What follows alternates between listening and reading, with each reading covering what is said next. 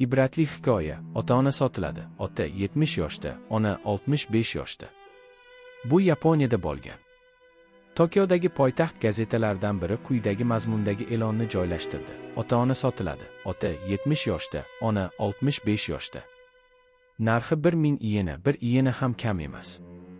Galati e'lonni o'qigan odamlar hayron bo'ldi. Qanaqa kunlarga qoldik?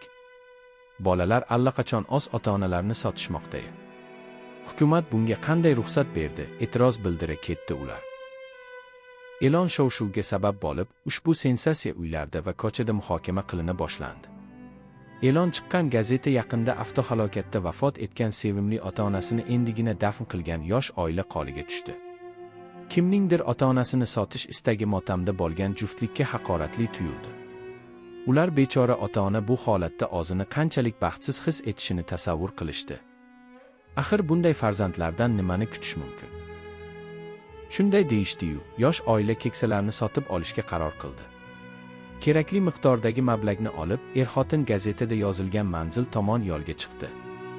Belgilangan joyga yetib kelganlarida ular gullar bilan o'ralgan hashamatli bog'li koshonaga duch kelishdi.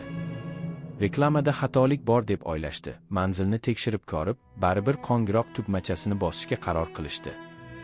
Eshikni yoqimli tabassum bilan keksa bir janob ochdi. Ular unga gazetadagi e'lon bo'yicha kelgani, o'zlari yaqinda ota-onalarni yo'qotib, keksa er-xotinni sotib olishga qaror qilgani haqida gapira boshladi. Erkak ularni qiziqish bilan tingladi, lekin hech narsa demadi.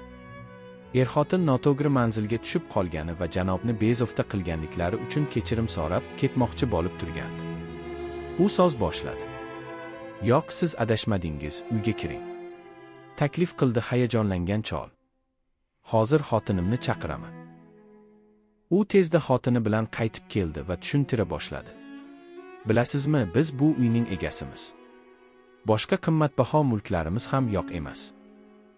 Farzandlarimiz yo'q, lekin biz o'z boyliklarimizni yaxshi odamlarga qoldirmoqchimiz.